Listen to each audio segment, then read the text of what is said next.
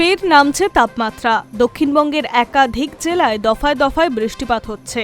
আবহাওয়া দপ্তর বলছে জোড়া ঘূর্ণাবর্ত রয়েছে। উড়িষ্যা ও মধ্যপ্রদেশে দুটি ঘূর্ণাবর্ত তৈরি হয়েছে। ছত্তিশগড় থেকে মণিপুর পর্যন্ত রয়েছে নিম্নচাপ অক্ষরেখা, যার জেরে প্রচুর জলীয় বাষ্প রাজ্যে ঢুকছে আর ঝড় বৃষ্টিও চলছে। দক্ষিণবঙ্গে ঝড় জলের সম্ভাবনা রয়েছে। বিক্ষিপ্তভাবে বজ্রবিদ্যুৎ সহ বৃষ্টির সম্ভাবনা রয়েছে। পাশাপাশি ঘন্টায় 40 থেকে 60 কিলোমিটার বেগে বইতে পারে ঝোড়ো হাওয়া। আবহাওয়া দপ্তর বলছে শুক্রবার পর্যন্ত দক্ষিণবঙ্গের জেলায় জেলায় একই রকম আবহাওয়া থাকবে। অধিক বৃষ্টির সম্ভাবনা রয়েছে নদিয়া, পূর্ব ও পশ্চিম বর্ধমান, বীরভূম, পুরুলিয়া, বাঁকুড়া, পশ্চিম মেদিনীপুর, ঝাড়গ্রামে। এই সব জেলাগুলিতে ঝড় বৃষ্টির সম্ভাবনা বেশি। তবে বিক্ষিপ্তভাবে বৃষ্টি হবে, সঙ্গে বজায় থাকবে গরম ও অস্বস্তি। শহর কলকাতায় সেভাবে বৃষ্টির সম্ভাবনা নেই, থাকবে ভ্যাপসা গরম।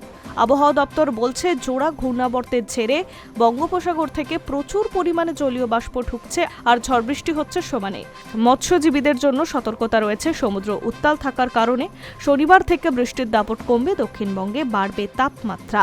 বৃহস্পতিবার ও শুক্রবার উত্তরের সমস্ত জেলাতেই অধিকাংশ জায়গায় বজ্রপাত সহ হালকা থেকে মাঝারি বৃষ্টিপাত হতে পারে।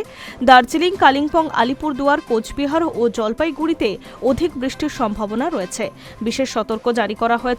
বৃষ্টির সঙ্গে ঘন্টা 40 থেকে 50 কিলোমিটার বেগে বইতে পারে ঝোড়ো হাওয়া। High News network.